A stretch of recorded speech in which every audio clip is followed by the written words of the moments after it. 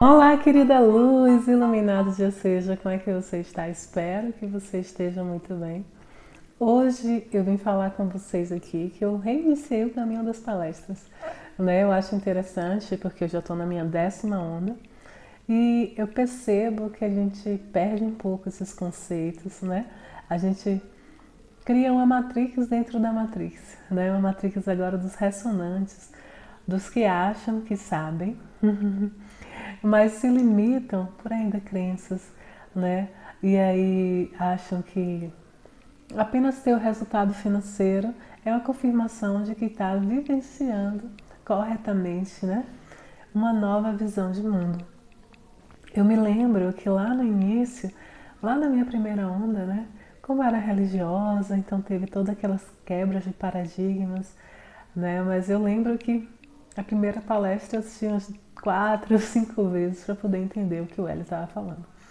E como mudou também a configuração, né? A ordem das palestras, eu achei interessante refazer com a ordem nova. E aí tá postando todos os dias lá no Telegram, né? Eu vou deixar aqui na descrição do vídeo o Telegram do Eu e a Mecânica Quântica, para que você vá lá e faça essas palestras junto comigo. Tá certo? Então, na primeira palestra que tem agora no novo caminho das palestras, vamos dizer assim, né? Porque são 150 horas nesse primeiro caminho e no terceiro são 15, né? Então aí nós vamos para 165 horas de palestras. E nessa palestra que eu estou reassistindo, né? E aí ele fala sobre o átomo, né? Porque eu não sei vocês, mas na minha época de escola a gente estudava o átomo como uma partícula menor, né? Indivisível, né? Da matéria. E ali a gente estudava dentro da química, mas não dentro da física. Né? Então eu me lembro de vários conceitos de átomos, né? Eu me lembro daqueles saltos, né? O mais próximo que eu lembro, assim, que poderia trazer para a mecânica quântica seria os saltos de Linus Pauling, né? Aquele 2s2, 2p2, né? E aquela distribuição. Então, eu me lembro de alguns conceitos, mas nada ligado à mecânica quântica em si. E aí é bem interessante que vem aqueles conceitos, todas aquelas experiências, né? Ele fala do gato de Schrödinger, fala daqueles experimentos do voodoo, né? De comunicação não local. É bem interessante quando a gente começa a ver esses experimentos novamente com um olhar de hoje ressonantes já há tanto tempo, né? Buscando ali tirar novamente essa cauterização da mente que a gente foi, vamos dizer assim, adquirindo nesse tempo de ressonantes e que a gente foi começando a desacreditar novamente. Né? A gente começou a entender tudo como onda de novo, ou como partícula de novo, né? E esqueceu que tudo é onda. Né? Então aquela visão de mundo de que todos nós, tudo é formado de átomos, né? Então todos somos um, todos estamos interligados e aí a gente começa a ver que tudo é partícula, tudo é vivo, né? Dentro desse conceito.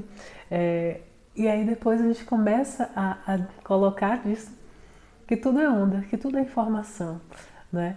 Então essa informação que chega a nós através da ressonância harmônica vem fazer realmente uma mudança tanto dentro do caminho das palestras, mas para que a onda venha a fluir, né? Porque o professor Hélio Couto disse que a transformação seria em nanosegundos se a gente permitisse que essa onda fizesse esses movimentos, essas mudanças.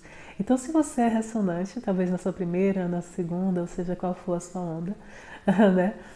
Então, com o tempo a gente percebe que a quantidade de ondas ainda não quer dizer nada, né? Mas eu lembro que lá no início, na minha primeira onda, quando alguém dizia que tinha mais ondas, eu falava, então essa pessoa deve saber muito.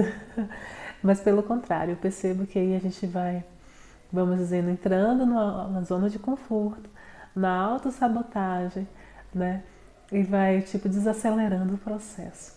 Por isso que eu não vou deixar isso acontecer comigo, já que me veio esse insight, essa percepção, né?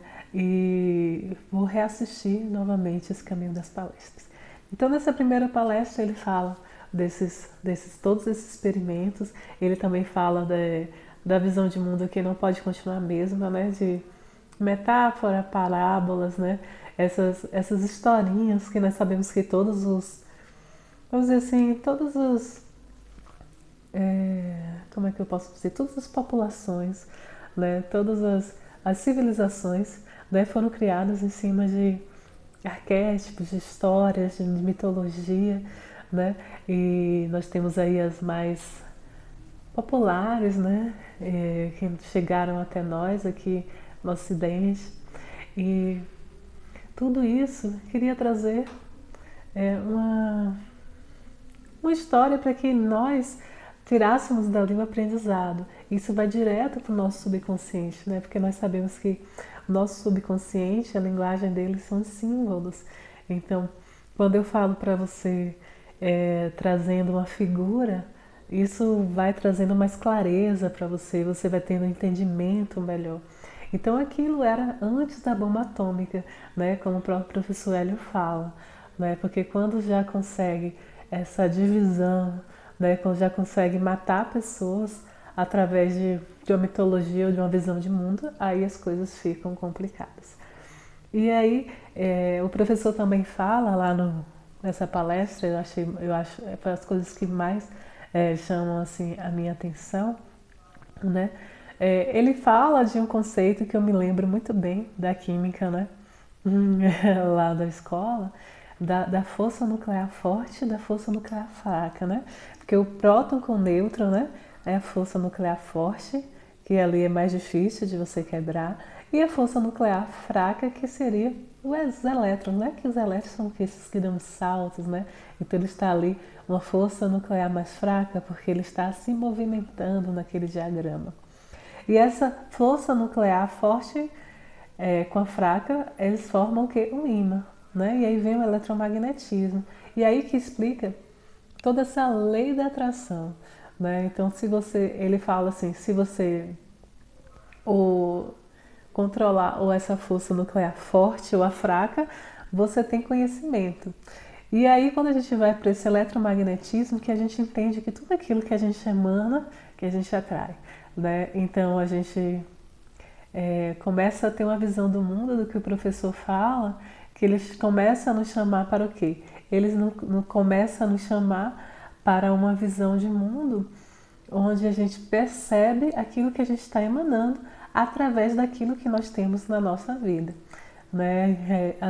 As reprogramações também falam isso, né? Você quer saber qual é o seu sistema de crenças? Apenas observe a sua vida, né? Porque tudo aquilo que você acredita, você atrai para a sua vida. Então, se você acredita que a vida é fácil, que a vida... Você vai ter uma vida fácil. Se você acredita que a vida é difícil, você vai ter uma vida difícil.